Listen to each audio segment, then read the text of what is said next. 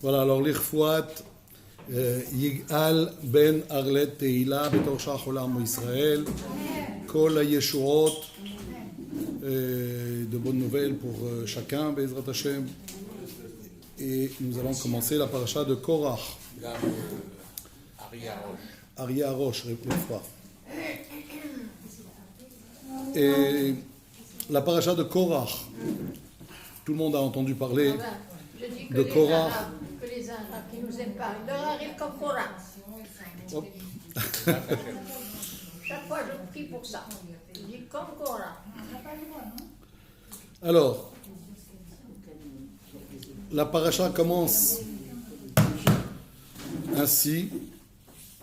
Vaikach Korach ben Yitzhar ben Kehat ben Levi Vedatan va Aviram ben Eliav Veon ben Pelet ben Reuven.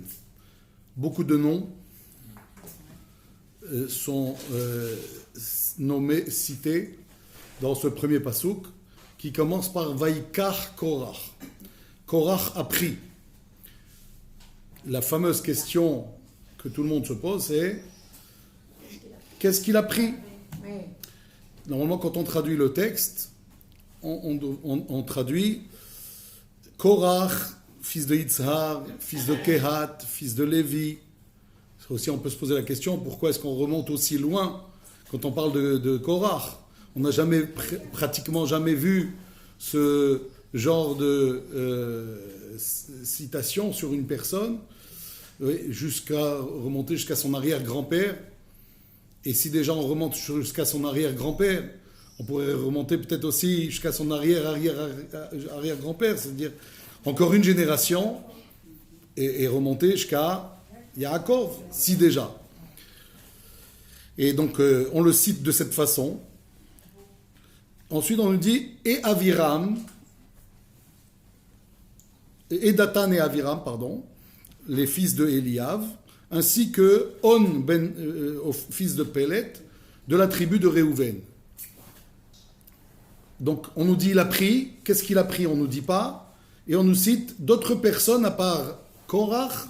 Et Korach lui-même, on le cite, mais en nous disant, en remontant jusqu'à Lévi. C'est-à-dire 4 générations, en fait. Alors, qu'est-ce qu'il a pris? Alors, première chose que l'on veut dire ici dans cette paracha, Korach vient du mot aussi Kereach. Que veut dire Kereach? Chauve. Ouais. Ouais, Kara, ouais. Alors, Vaikach Korach, on vient nous expliquer ici que toute la démarche de Korach, elle va avoir un impact énorme. Voilà, entre autres, pourquoi on a cité Korach avec tous ses parents, tous ses pères. Et on veut nous dire la chose suivante, que Korach, sa démarche, elle va provoquer d'abord ce que son nom indique, c'est-à-dire une pelade dans le peuple juif. Il va y avoir un vide énorme, oui, comme si une partie de la population va être rasée à cause de lui. Deuxième chose, Ben Yitzhar. C'est quoi que ça a provoqué? Yitzhar vient du mot Tsohar, ou Yitzhar, qui veut dire aussi l'huile. Alors lui, il a pensé à l'huile, justement, mais ce qu'il a provoqué, c'est comme Tsohar. Tsohar, c'est le midi. C'est le plein soleil. Le plein soleil, on veut nous dire aussi que il a ébouillanté le monde. C'est-à-dire que sa démarche, elle a irrité énormément Dieu. Kehat, c'est son grand-père. Là, on veut dire qu'il a fait grincer les dents, parce que Kehat, ça vient comme on dit dans la Haggadah, Afata hakehe et shinav. Au Racha, un des 4 fils, on dit, fais-lui grincer les dents. Vous vous rappelez de ce passage? Il y a les 4 fils, le Chacham, le Racha. On dit pour le Racha, toi aussi, réponds-lui coup pour coup, parce que lui, il s'est permis de poser une question effrontée, en disant, mais qu'est-ce que c'est que ça pour vous? Comme s'il se dégageait de cette façon de faire des Juifs, et donc c'est en ça qu'il est Racha. On dit, nous aussi, on doit lui répondre un peu de la même façon, en lui faisant comprendre ce qui lui coûte d'être dans ce type de position. Et donc on dit, Akehet Shinav, fais-lui grincer ses dents. C'est-à-dire, dis-lui quelque chose qui ne va pas lui plaire, c'est ça, grincer les dents. Et donc, ce qu'a fait Korach, c'est de faire grincer les dents de tous ses parents, de tous ses pères, de Yitzhar, son père, de Kehat, son grand-père, de Lévi, et bien évidemment de qui? De Yaakov. D'ailleurs, Yaakov, qui était évidemment le plus éminent de tous, hein, c'est Israël, c'est le père de la nation. Ouais. Lui qui avait vu déjà Beruach HaKodesh par esprit prophétique, que un jour dans la tribu de Lévi, il y allait avoir une sorte de révolte, et au moment où il a béni ses enfants, Yaakov va dire Bikhalam Altechad Kevodi, que mon honneur ne soit pas touché par cette révolte. Dans leur révolte, que mon honneur ne soit pas touché. Ça veut dire qu'il avait anticipé déjà, il avait vu déjà qu'en bénissant ses 2 fils, Shimron et Lévi, qui déjà auparavant avaient massacré la ville de Shechem, ce qu'il avait évidemment critiqué, déjà à l'époque où ça avait été fait, mais au moment de les bénir avant sa mort, il avait répété cette idée, et en même temps il avait rajouté ces mots-là que l'on vient de dire, c'est-à-dire que mon honneur soit sauf quand eux ils seront dans l'esprit de la révolte. L'esprit de la révolte, c'est Korach. Korach est de la tribu de Lévi, c'est ce qu'on va voir tout de suite après. Donc, quelque part, il a fait grincer les dents de ses pères. Ses pères qui sont plus de ce monde, à l'époque où il a fait ça, évidemment, de là où ils étaient, pour eux, c'était un drame de voir un de leurs fils être dans une telle situation et amener une telle et provoquer un tel désastre dans le peuple. Donc voilà pourquoi Yaakov ne figure pas dans les pères de Korach. Mais alors, donc on s'est arrêté à Kehat pour dire grincer les dents, pour expliquer ce qui s'est passé avec ses pères. Et enfin, Lévi, qui est cité, lui. Alors, qu'est-ce qu'on veut dire ici par rapport à Korach? Il a été aussi le fils Lévi, mais dans le mal. C'est-à-dire, Lévi veut dire celui qui accompagne. Vous savez comment Lévi a été nommé Lévi? Lévi, c'est le 3e fils de Léa. Pourquoi est-ce qu'elle a appelé Lévi? Parce que mon mari va m'accompagner. Quel rapport? Pourquoi le 1er et le 2e fils, le mari ne va pas l'accompagner, mais dès le 3e fils, son mari va l'accompagner dorénavant. Voilà, une femme, elle peut encore tenir 2 enfants dans les bras. mais si on doit sortir avec les enfants, il est obligé de m'accompagner là, parce qu'il y en a 3. Donc il faudrait l'appeler Lévi.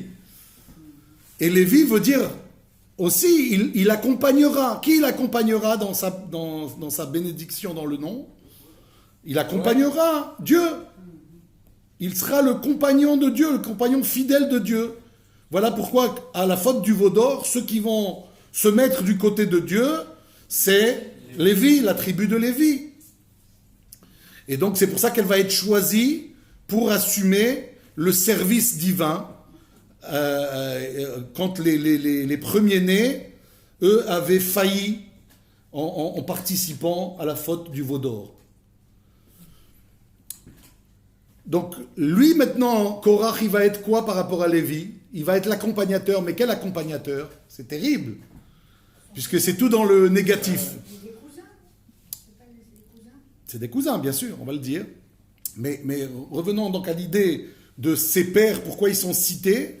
On a dit sur le négatif pour chaque chose. Korach, parce qu'il a causé une pelade.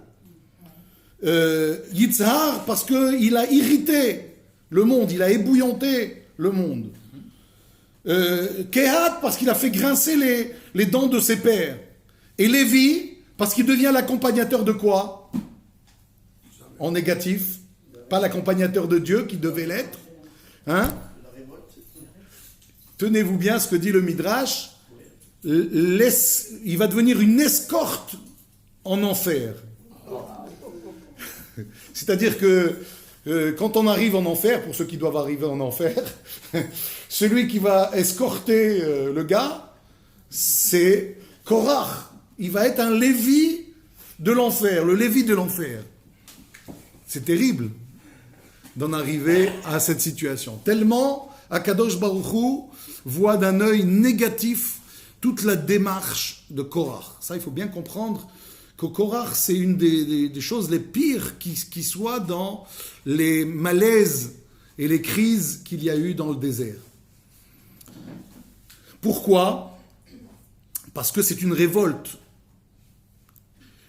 Dans la paracha précédente, c'était une révolte aussi. Mais c'était une révolte contre Dieu. Et là, c'est une révolte, mais une révolte contre qui? Contre Moshe principalement.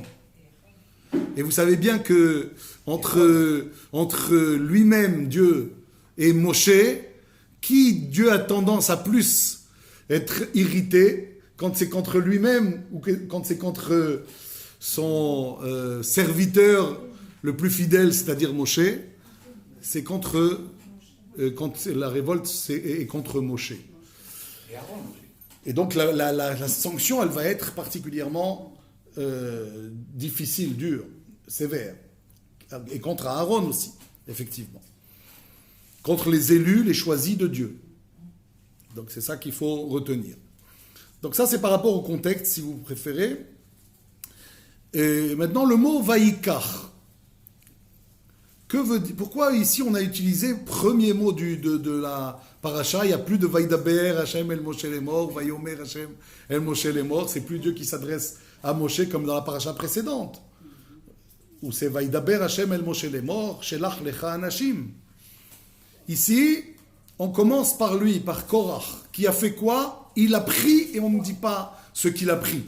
Et donc ce terme-là, il est censé nous suggérer un certain nombre d'idées qui vont nous faire comprendre un certain nombre des tenants et aboutissants de cette démarche qu'a eu Korach. La traduction de ce mot dans l'araméen, oui, ce qu'on appelle le Targum Onkelos, ça va être Veit Peleg. Généralement, la traduction, elle est une traduction littérale. Vaikar, on aurait dû dire en araméen le mot il a pris. Mais là, il ne s'est pas traduit par il a pris. C'est traduit par It Peleg Korach. Et alors, le problème de qu'est-ce qu'il a pris ne se posera plus, puisqu'il a changé carrément de signification, de sens. Comment il dit il a pris, comment il traduit il a pris en araméen? It peleg, qui veut dire il s'est divisé. Alors prendre, c'est prendre quelque chose. Diviser, ça veut dire quoi? Il s'est divisé. Il s'est mis à l'écart, si vous préférez. Alors, Korach s'est divisé. On peut voir dans cette idée déjà le fait que certains juifs ont cette attitude de dire moi je suis juif du cœur. C'est une sorte de division qu'ils ont fait dans ce que les juifs doivent être. Un juif, il n'est pas seulement juif du cœur, il est juif de l'action, il est juif de la Torah. On ne peut pas dire je suis juif du cœur. Quelqu'un qui vient et qui dit je suis juif du cœur, ça veut dire qu'il a fait une division. Il y a quelque chose qui me plaît dans le judaïsme, et puis un autre pan qui me convient pas du tout. Vous comprenez? Ça c'est un peu ce que va faire Korach. Korach, il va diviser le programme de la Yahadout, du judaïsme, en disant quoi? L'argument principal que va donner Korach, c'est quoi? Ce qu'il veut remettre en question, c'est la Keuna, Nachon. Il veut remettre en question la nomination de Aaron. Aaron a été nommé grand prêtre. Pour lui, il dit il y a un problème là-dedans. On verra comment et pourquoi. Mais il n'empêche que... Mais quelle va être la phrase clé de Korach? La phrase argument, on va dire. L'argument contre Moshe. Kol Haeda, Kulam Kedoshim. Il va dire, mais on est tous saints. Pourquoi vous vous érigez, vous, en tant que chef, comme s'il n'y avait que vous de saints? Mais tout le monde est saint. Qu'est-ce qui lui permet de dire ça? Rachid explique. Qu'est-ce qu'il veut dire par là d'abord? Quand il dit tout le monde est saint, ça lui est venu comme ça, c'est un éclair, tout d'un coup, il a vu tout le monde saint, c'est quoi l'idée? Bravo. Il dit, quand il y a eu le don de la Torah, qu'est-ce qu'on appelle le don de la Torah? On ne parle pas des tables de la loi que Moshe a ramenées du Har Sinaï, on parle du moment de la divulgation de Dieu. Quand Dieu a divulgué son message, c'est-à-dire ce qu'on appelle les 10 commandements, les 10 paroles, comment ça s'est passé? Dieu, à qui il s'est adressé? Pas seulement à Moshe, mais à tout le peuple. Dieu s'est adressé directement au peuple. Certes, à un moment, ça va s'arrêter. Combien de paroles il va adresser au peuple? Les deux. 2. Les 2 premières paroles des 10 paroles, ça va être adressé au peuple entier. Et là, le peuple va demander à Moshe, s'il te plaît, sois plutôt toi l'intermédiaire, va recevoir le reste des paroles et ramène-les-nous. Nous sommes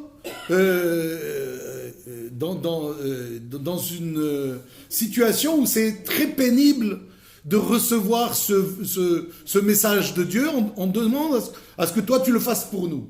Et là, c'est ce que va faire Moshe. C'est Moshe qui va entendre le reste et va le leur transmettre. Donc il n'y a que les 2 premières qui ont été données au peuple. Et donc, c'est déjà suffisant pour Korach de dire, tu vois bien que si Dieu a tenu à s'adresser à tout un chacun, c'est bien parce que on est tous en situation de recevoir ce message. On est tous Kedoshim. Donc pourquoi est-ce qu'il faudrait quelqu'un au-dessus de nous qui fasse lui le service? À la limite, on devrait tous les jours tirer au sort et c'est quelqu'un d'autre qui va peut-être offrir les sacrifices à Dieu et puis comme ça on va se relayer, chacun aura la possibilité de faire ce service. Pourquoi est-ce qu'il faudrait qu'il y ait quelqu'un qui le fasse? Comprenez? Donc c'est l'argument, on va dire, phare de Korach pour remettre en question ces nominations qui ont eu lieu auparavant, c'est-à-dire que le frère de Moshe va être nommé Kohen Gadol. Et donc cette idée-là qu'il va faire, il va l'argumenter en apportant, c'est ça, Vaïkar. Il a pris. Qu'est-ce qu'il a pris? Et là, on voit quel est le contexte, la paracha précédente. La paracha précédente se termine sur quel sujet? Les tzitzit. C'est quoi les tzitzit? C'est un vêtement qui a 4 coins. Dès qu'un vêtement a 4 coins, on doit à chaque coin installer des fils blancs et un fil bleu azur. Et donc il va prendre des talites, il va les teindre entièrement en bleu azur et il va les distribuer à toute sa clique. Et puis il va venir voir Moshe et il va lui dire, c'est ça, il a pris le talit, le sujet précédent. il a pris le talit et puis il est venu argumenter devant Moshe. Et il lui dit, dis-moi Moshe, tu nous as sorti la dernière fois que sur un talit blanc, un fil bleu fait l'affaire pour rappeler Dieu. Si maintenant j'ai un talit entièrement bleu, est-ce que j'ai besoin pour autant de mettre un fil bleu ou pas? Que lui répond Moshe? Il dit bien sûr, on est tenu de mettre ce fil bleu. Et là il commence à rigoler et à se moquer. En s'adressant évidemment à tout le monde pour mettre, si vous voulez, en relief ce qui paraît a priori quelque chose d'illogique. Il veut montrer au peuple, regardez ce que Moshe nous raconte, se pourrait-il que Akadosh Baruch Hu, sa logique, elle soit aussi, risible. Si un fil est suffisant pour rappeler Dieu, tout un talit de bleu azur, ça ne suffirait pas. Ça reprend exactement les mêmes termes de son argument, qui est Kol Haïda, Kulam Kedoshim. On est tous saints. On n'a pas besoin d'un intermédiaire, on n'a pas besoin de ce fil. Ce fil, il devient inutile. Si tout est bleu, si tout est saint, qu'est-ce qu'on a besoin de ces nominations que tu as faites? Autrement dit, il veut dire par là que, a priori, tu t'es peut-être arrogé le droit de faire des nominations arbitraires que tu as décidé toi. Et donc, tu nous racontes d'autres histoires d'ailleurs, l'histoire du talit, etc., etc. Cette chose-là que fait Korach, c'est remettre en question, en fait, toute la Torah. Parce que si le peuple a été incapable de recevoir toute la Torah, et qu'on a demandé à Moshe de nous répéter ce que Dieu va lui donner, ça veut dire qu'on lui a fait confiance. Et que si cette confiance, elle est entamée, c'est évident que toute la Torah, elle est remise en question. Voilà pourquoi, peut-être que l'argument de Korach, il tient, mais pas en la situation présente. Tel que le peuple était pas en mesure de pouvoir recevoir le message de Dieu, on a dû faire confiance à Moshe. Cette confiance-là, elle peut être remise en question, et donc toute la Torah serait remise en question à cause de ce fait que l'on va dire cet argument qui peut-être un jour pourrait devenir une réalité, mais en l'occurrence, au moment où ils ont vécu, c'était pas la réalité. Et donc, Dieu dit la chose suivante, il faut ce fil bleu.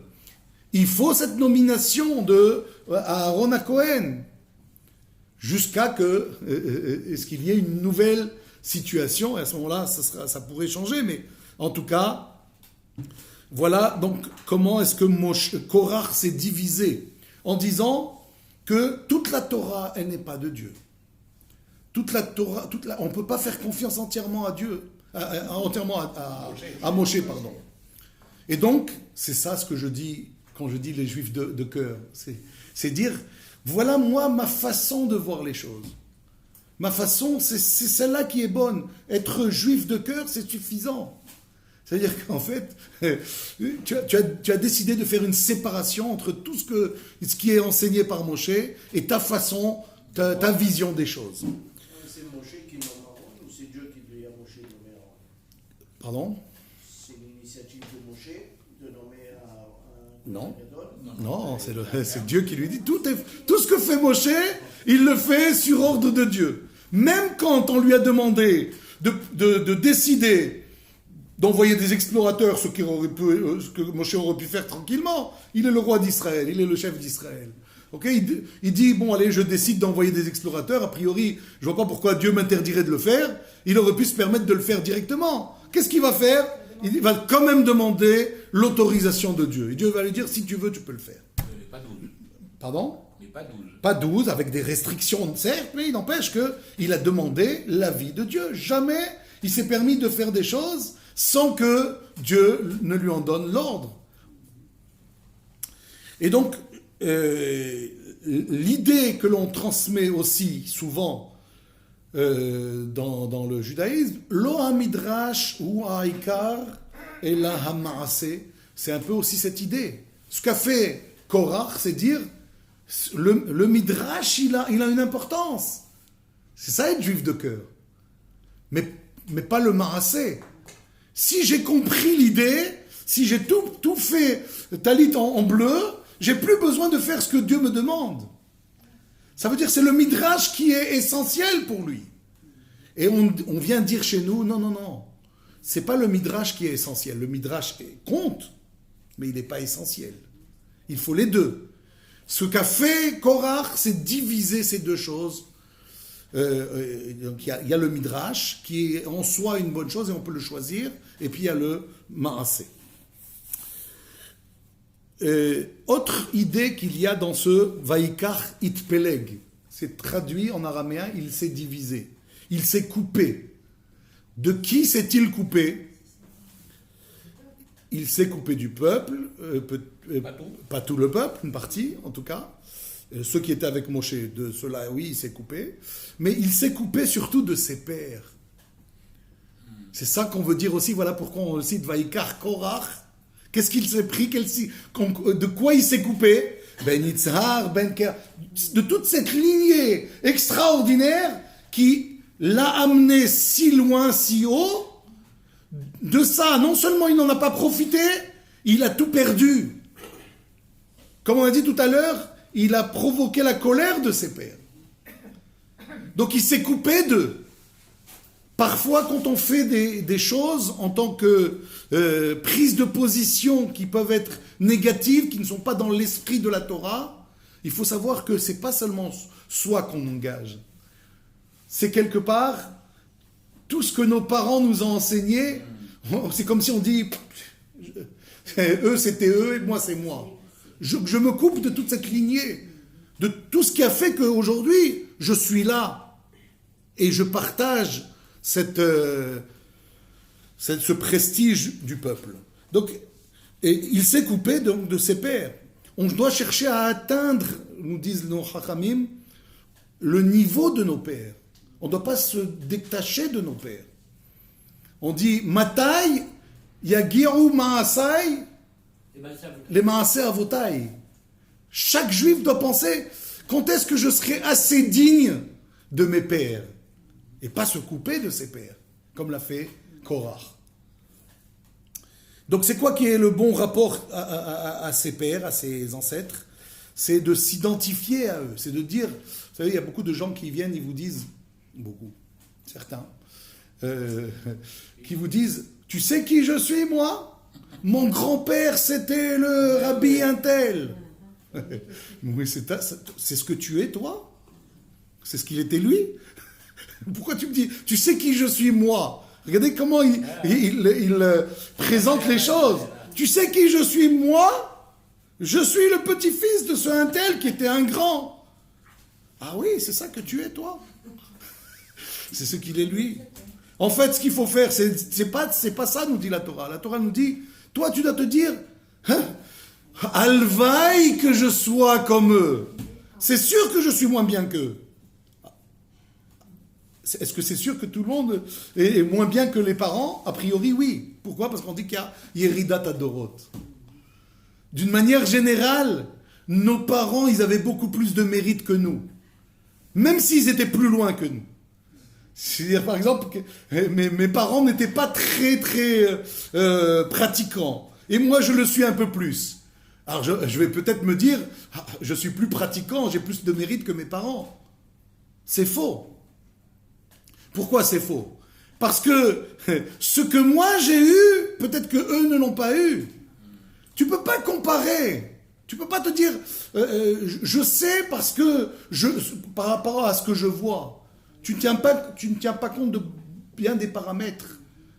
Par exemple, quand je dis moi je suis pratiquant parce qu'aujourd'hui je suis en Israël, c'est facile d'être pratiquant peut-être. Mais qui dit que quand ils étaient en Tunisie ou je ne sais pas où en France, ou bien dans des situations très difficiles où les épreuves sont beaucoup, beaucoup moins faciles, c'est évident que tu étais pratiquant. Si eux, ils avaient les mêmes conditions que toi, ils auraient été peut-être beaucoup plus pratiquants que toi. Donc ne t'identifie pas à eux en disant « Tu sais qui je suis moi, c'est mon grand-père qui était un grand rave. » Dis non, Alvaï, que je puisse arriver à être digne d'eux. Ce qu'aurait dû faire Korach. Lui, il a vu ses parents comme... il dit, mais moi je suis le fils d'eux, moi je suis le fils d'eux. Voilà ce qu'il a trompé. Il a dit, moi je suis le fils de Yitzhar. C'est qui Yitzhar? C'est le deuxième de la famille. C'est vrai, Moshe, il est le fils du premier de la famille, de l'aîné de la famille. Mais moi je suis le fils du deuxième. Pourquoi va être nommé comme chef des Kehatim le petit cousin? C'est qui le petit cousin? Elitzaphan ben Uziel. Je dis, mais il y a quelque chose qui tourne pas rond. On voit bien que Moshe, il ne fait pas les choses comme il se doit. Normalement, j'aurais dû être moi nommé. C'est ça qui l'a amené en fait à toute cette démarche. Il n'a pas accepté que le petit cousin soit nommé alors qu'il pensait que ça devait lui être attribué. Pourquoi? Parce que lui, il se voit comme le fils d'un tel. Je suis.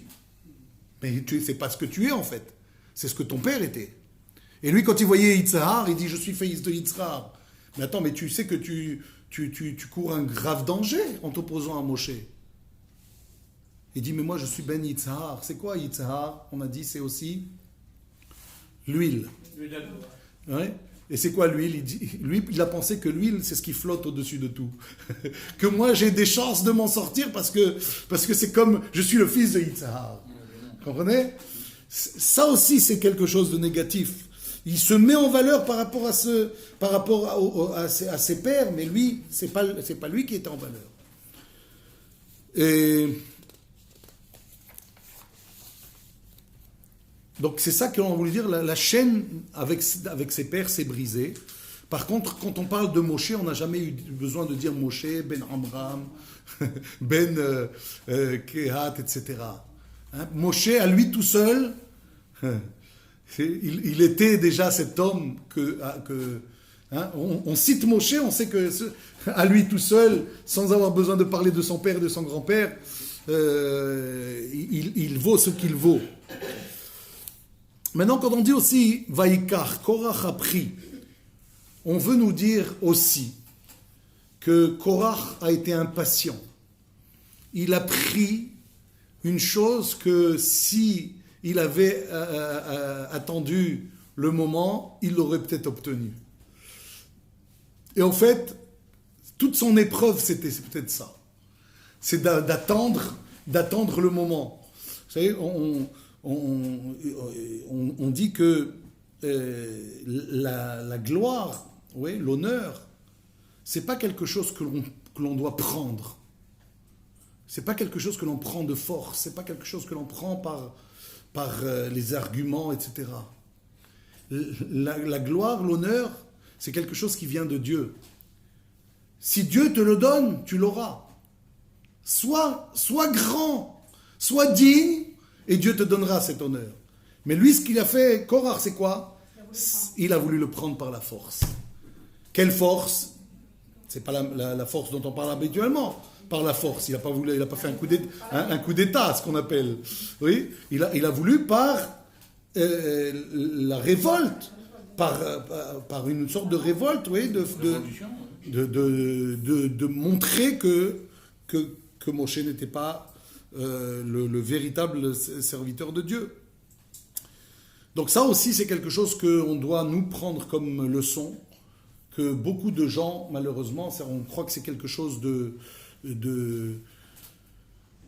peu commun, en fait, ce qu'a fait Korach. Mais en fait, si on gratte un petit peu chez chacun, on se rend compte qu'on a tous un petit peu cette recherche du kavod, cette recherche de l'honneur. Plus ou moins, avec plus ou moins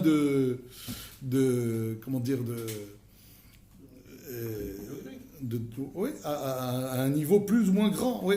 Mais il n'empêche que, bien souvent, on a ça, mais on ne le voit pas chez soi. Et quand on veut le prendre, on veut prendre quelque chose, alors que ce n'est pas l'heure. Alors on nous dit dans la Torah que non seulement on ne l'obtient pas, mais on perd ce que l'on a déjà.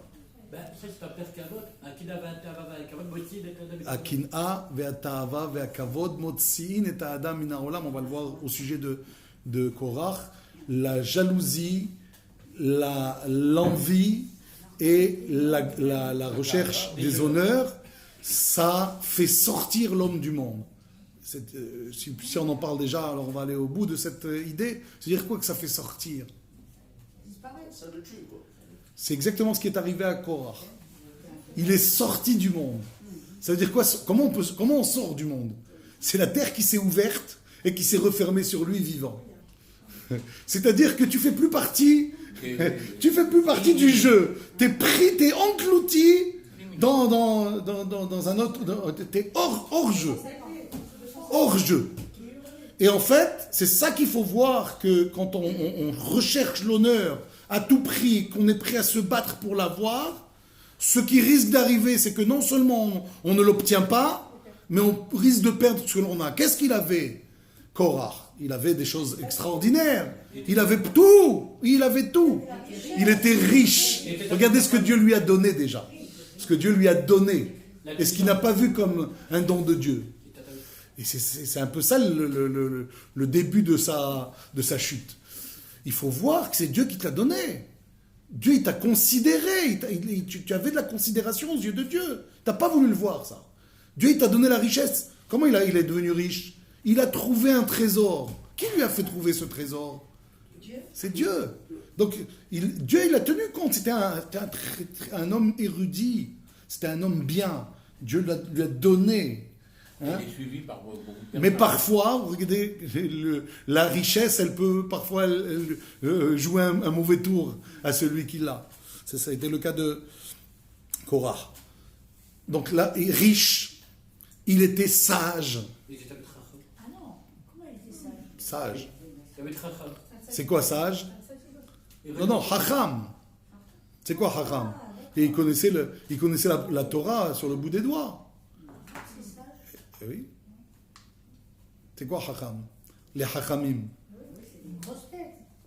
C'est quoi les grosses têtes par rapport à quoi? Par rapport à l'étude. Par rapport à l'étude. Sage, c'est un autre sens. Non, pas sage. Oui, je vois la sagesse, dans le sens de la sagesse, dans le sens des valeurs. Mais chez nous, sage, ça désigne d'abord et avant tout le savoir. Le Hacham. Donc, il était sage, il était pieux. Il était parmi les porteurs de l'arche sainte. Qui peut porter l'arche sainte? Vous savez que l'arche sainte, pour la porter, il fallait faire quoi? Il fallait la recouvrir, tellement c'était saint et tellement c'était dangereux de porter l'arche. Il fallait que les enfants de Aaron viennent, recouvrent l'arche, pour que Korach et sa famille viennent porter à même l'épaule l'arche quand il devait déménager d'un endroit à un autre. Donc il était pieux, il était sage, il avait Ruach HaKodesh. C'est un don de Dieu. D'où on sait qu'il avait Ruach HaKodesh? Il a vu qu'il allait sortir le prophétiquement Voilà. de la vie. Il a vu, on dit, Rachid rapporte, Aeno it'ato, son œil l'a trompé. Il a vu que de lui allaient descendre des descendants illustres.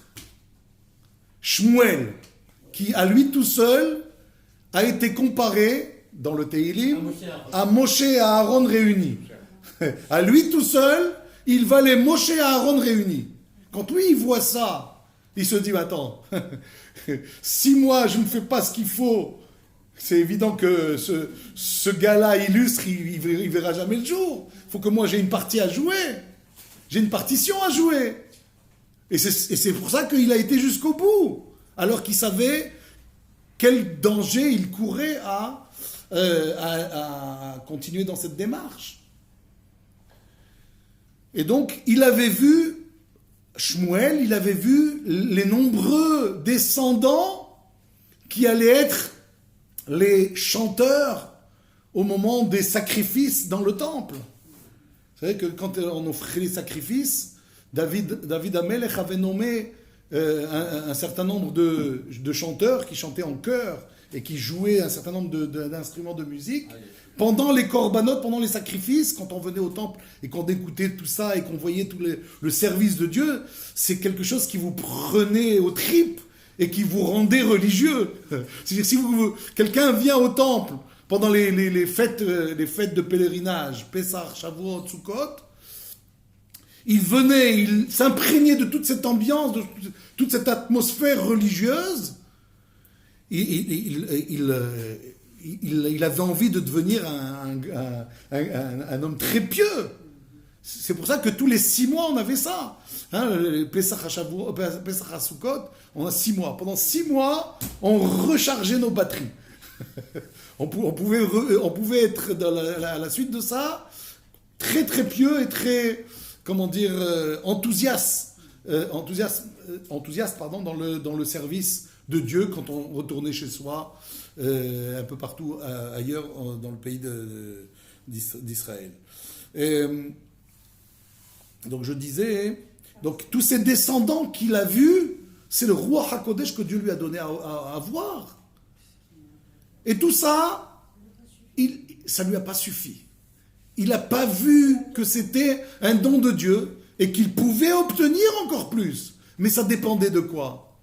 Des épreuves, quand on allait nommer le petit cousin peut-être, et que à ça, il réagisse correctement, il se dit, tiens, pourquoi on a nommé mon petit cousin ? Peut-être parce que je ne suis pas encore à la hauteur. Il faudrait que je redouble encore d'efforts. Peut-être que cette épreuve, elle aurait amené à recevoir plus que ce qu'il a eu. Mais ça, il s'est dit, non, il y a quelque chose qui tourne par an, il a préféré faire cette révolte. Alors évidemment, ça lui a coûté très cher. On dit que les premiers mots, le Vaikar Korach, c'est intéressant. Et vous connaissez les ta'amim, quand on lit dans la Torah, on le lit avec des signes qui nous indiquent la façon dont on doit le lire, on doit le chanter. Vous savez, si par exemple il y a 2 points au-dessus d'un mot, on sait que c'est un point, il faut s'arrêter. C'est comme s'il y avait un point à la fin d'une phrase. Des fois, c'est une virgule qui nous indique sépare ce qu'il y a avant de ce qu'il y a après, pour une demi-pause. Et des fois, c'est quelque chose qu'il faut chanter. Il faut monter. Ravir. Et des fois, il faut descendre. Tevir. Des fois, il faut faire des silsulim. Ce qu'on appelle des variations dans le son. On doit faire, par exemple, des ronds en chantant. Par exemple, je sais pas moi, à Aaron, on va chanter Aaron. Oui. Et c'est un signe qui est indiqué, qui nous permet de savoir comment on doit chanter au Sefer Torah, quand on lit. Ce qui ne figure pas dans le Sefer Torah, mais que quand on prépare, on sait comment on doit le lire. Et c'est quoi les signes qu'il y a sous les mots Vaikar, sous ou sur les mots? Des fois c'est sous, des fois c'est sur. Sous le mot Vaikar et sur le mot Korach. Shofar Oler, ça s'appelle Shofar Oler. Zakef Katon. Shofar Oler, c'est comme un petit angle droit. Il s'appelle Shofar, comme un chauffard. Oler qui marche. Un chauffard qui marche. C'est pas un chauffard, c'est un chauffard en hébreu. Un chauffard qui marche. Sinon, c'est un chauffard qui roule. Et le Korach, c'est Zakef Katon, qui veut dire l'élévation petite. C'est quoi? Pourquoi? Il y a un commentateur qui a dit, c'est exactement ce que faisait Korach.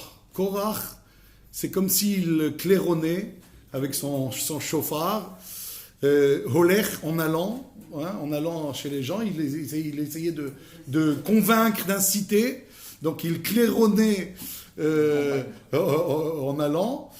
Zakef Katon, comment est-ce qu'on a élevé le petit? Comment est-ce qu'on a nommé le petit cousin? Il n'a pas accepté qu'on ait nommé le petit cousin. Voilà pourquoi Vaïkar Korach, il s'est acharné à vouloir faire tomber tout ce qui a été construit jusque-là, parce que tout ça, il n'a pas accepté que c'est pas lui qui reçoit cette grandeur, ce pouvoir. Comment il est le Zakef Katon? Zakef Katon, c'est 2 points au-dessus du mot. D'où la phrase du jour que tu nous as envoyée. Comment tu peux envier Exactement, d'où Ouais, le ouais, message que l'on a Ouais, envoyé. absolument. Comment tu peux réclamer quelque chose que tu n'as pas, quand même ce que tu as, il n'est déjà pas à toi. D'accord? C'est très bien. Qui a écrit ça, quand même, vous l'avez marqué, C'est je pense. Rabbi Yehoshua d'Ostrova. Je ne sais pas c'est où Ostrova, il faudrait que je recherche. C'est un pays d'Europe, Ostrova, à chercher, ceux qui veulent. Ah, c'est une belle phrase. Comment? On parlait du roi Kakodesh qui l'a trompé en fait. Il a été Oui, trompé par alors le roi Kakodesh. il a vu toute cette descendance. Il s'est dit, mais même si je cours un risque, je vois bien, c'est clair dans ma prophétie, que je vais être épargné puisque j'ai des descendants. On me fait voir des descendants. Et en fait, qu'est-ce qui s'est passé? Comment c'est possible? Après tout, on pourrait dire, il a bien vu finalement, alors quoi? Il y a des enfants qui a survécu. On dit en fait, c'est que ces enfants, à la dernière minute, in extremis, comme on dit, ont fait teshuva alors qu'ils étaient avec leur père au départ. C'est normal, des enfants, généralement, ils se mettent du côté de leur père. Avis à ça. Aviasaf, c'est les... Les enfants de Eviasaf, ouais, les enfants de Korach. Échappé, c'est Ceux qui ont échappé, c'est les enfants de Korach, 3. Elkana, Aviasaf et... Ouais, je crois. Asaf, je crois.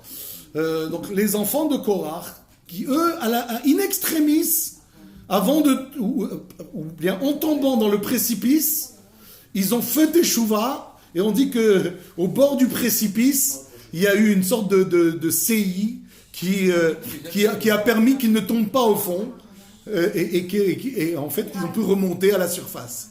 Et la descendance.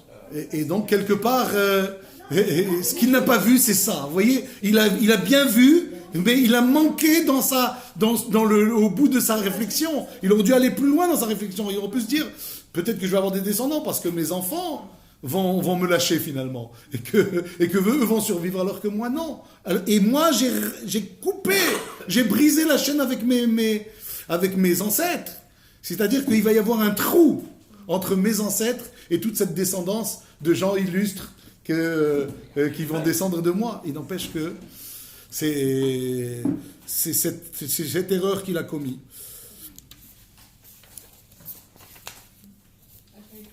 La fameuse phrase dont on a parlé tout à l'heure, Akin'a ta'ava ve'akavod, en fait, on pourrait dire au sujet de Korach, c'est les 3 étapes d'une même volonté qui peuvent passer par la même personne, justement. Akin'a, Hata'ava et Akavod. La Kin'a, c'est la jalousie. Hata'ava, c'est les envies. La recherche des plaisirs. Et Kavod, c'est la recherche des honneurs. En fait, dans une vie, c'est peut-être ce qui s'est passé avec Korach. Dans une vie, au départ, quand tu es jeune, quand tu es enfant, qu'est-ce qui te... le plaisir. Quelle est ton épreuve principale en tant qu'enfant? La jalousie. On est jaloux quand on est enfant. Pourquoi lui, moi j'ai pas eu, etc. On est tous comme ça a priori. Mais les parents doivent nous apprendre à dépasser ça. Parce que sinon, si on n'apprend pas à dépasser ça, quand on grandit un petit peu et qu'on arrive au stade où on commence à gagner de l'argent, avec cet argent, on veut avoir la même chose que la jalousie. Puisqu'on était jaloux et qu'on n'a pas eu ce que l'on voulait, là on va se l'offrir. Cette fois je peux me l'offrir avec mon argent. Et je vais m'offrir toutes sortes de plaisirs et toutes sortes de femmes et toutes sortes de... Vous comprenez? C'est la suite logique. Quand on n'a pas travaillé, quand on n'a pas surmonté la première épreuve, la deuxième épreuve, elle est là. Elle est dans la recherche des plaisirs. Mais comme c'était Korach, un homme, un vieillard, à l'époque où c'est arrivé, c'est pas arrivé quand il était jeune. Qu'est-ce qui lui manquait une fois qu'il a tout eu, une fois qu'il a la kin'a, une fois qu'il a eu la ta'ava, qu'est-ce qui lui manquait? Le kavod, c'est ce qu'il recherchait ici. C'est ce qui lui manquait ici. Mais quand on n'a pas fait le travail qu'il faut, alors on arrive après à devoir lutter contre cette épreuve qui est des plus difficiles. Surtout quand on n'a pas réussi les premières épreuves. En fait, dans le groupe de Korach, il y a ces trois choses-là. Il y a la kin'a, ceux qui étaient jaloux. C'est qui était jaloux? Datan et Aviram, ils ont toujours été jaloux. Et ils ont toujours fait des problèmes à cause de cette jalousie. Il y avait ceux qui cherchaient les plaisirs, mais dans les plaisirs, il y a les plaisirs matériels et les plaisirs spirituels. Les 250 personnes qui cherchaient eux aussi à faire le service divin, eux aussi ils ont été pris d'une sorte de ta'ava spirituelle. Voilà pourquoi ils sont dans le groupe de Korach. Et Korach, lui, ça a été celui qui recherche les honneurs. Et donc il s'est servi d'un peu tout le monde pour pouvoir obtenir ce qu'il voulait. C'est-à-dire, il pensait que peut-être en faisant cette révolte, Moshe, qui selon son raisonnement, c'était lui qui décidait qui devenait quoi, il aurait pu peut-être lui donner un poste beaucoup plus élevé, beaucoup plus prestigieux. Et donc, il a fait cette erreur. Et c'est le problème de qui ça? Le problème des grands hommes, justement. Plus tu es grand, plus tu risques de tomber dans cette épreuve-là, la recherche du kavod. Plus tu es grand et plus tu as un risque. Et donc, on a l'impression comme ça que c'est qui recherche le kavod? C'est des petites gens, c'est des gens... Non. Ceux-là, bon, c'est tellement flagrant, à la limite, on les plaint. On les plaint parce que ils claironnent justement avec leur recherche du kavod. Mais là, Korach, lui, il a claironné, mais c'était en, comment dire, très, très...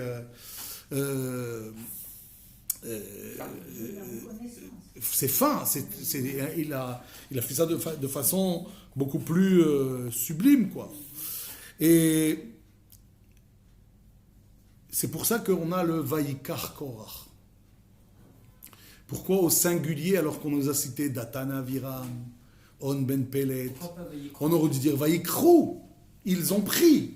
Ils ont pris, soit qu'ils ont pris ce qu'on a voulu dire qu'ils ont pris, c'est-à-dire le talit, soit qu'ils se sont divisés du reste de la communauté. Pourquoi on dit Vayikar? Parce que dans le Machloket, il était séparé. Exactement. On nous dit, c'est quoi Machloket Leshem Shamaim? Parce qu'il y a deux sortes de Machloket. On peut faire comment dire, une Machloket, c'est-à-dire une controverse. On n'est pas obligé d'être d'accord avec tout. Si des gens peuvent faire des erreurs, on peut leur dire que c'est une erreur. Donc on a le droit de faire une controverse, de s'opposer, à condition de le faire Leshem Shamaim. Pas de le faire parce que je recherche quelque chose. J'ai un but caché. J'ai un intérêt que je sers. D'accord? Et donc, là, dans la mesure où c'était pas l'Eshem Shamaim, alors on dit Vaikar. Chacun a pris, chacun il voulait prendre ce qu'il voulait prendre. Datan et Aviram, ils avaient eux comment on dit, leur aiguille leur épingle à tirer, voilà, on a envie de dire ça. Ouais, chacun, il a quelque chose à tirer. Mais c'est pas la même chose. Et donc, ça se retrouve dans ce que dit dans le Pirkei Avot. C'est quoi la machloket Leshem Shamaim? Lo Leshem Shamaim, pardon. Korach Va'adato. Korach et son assemblée. Il fallait dire quoi? C'est quoi une machloket qui n'est pas Leshem Shamaim, qui est intéressée, on va dire, une opposition intéressée? C'est Korach et sa troupe. Vous trouvez ça logique qu'on parle de Korach et sa troupe? Il fallait dire Korach et Moshe. Qui s'est opposé? C'est pas Korach et sa troupe, c'est Korach et Moshe. Comment on dit Korach et sa troupe? C'est que dans Korach et sa troupe, c'est le signe que c'est intéressé, puisque chacun, il avait quelque chose à tirer. Je veux dire, ils n'étaient pas d'accord entre eux. Mais ils avaient trouvé une bataille commune. Ils avaient trouvé une bataille commune. Moshe, c'était celui que personne n'acceptait. Ni les 250, ni les 250, ils venaient de la tribu de Réhouven, principalement. Et pourquoi la tribu de Réhouven, ils n'aimaient pas Moshe? Par rapport à la Bechora. Datan et Aviram, on connaît, exactement. Datan et Aviram, on connaît. Korach, il n'était pas content de la nomination. Et les gens de Réhouven, alors? Bechora, le droit de naître. Parce qu'on leur a enlevé le droit d'aînesse. C'était lui l'aîné. Donc, quelque part, eux aussi, ils avaient des revendications qui étaient enfouies, qui étaient pas mis en valeur. Korach, lui, il a su comment tirer parti de chacun et de dire, voilà, on a une bataille commune à mener. Et c'est ce qui a fait qu'ils avaient un ciment entre eux. Mais si on enlève ce ciment, il ne reste plus rien entre eux. Voilà pourquoi c'est marqué Vaïkar Korach. Korach a pris, chacun a pris quelque chose. Des aînés. Voilà pour aujourd'hui. La carotte. Skula Mitzvot.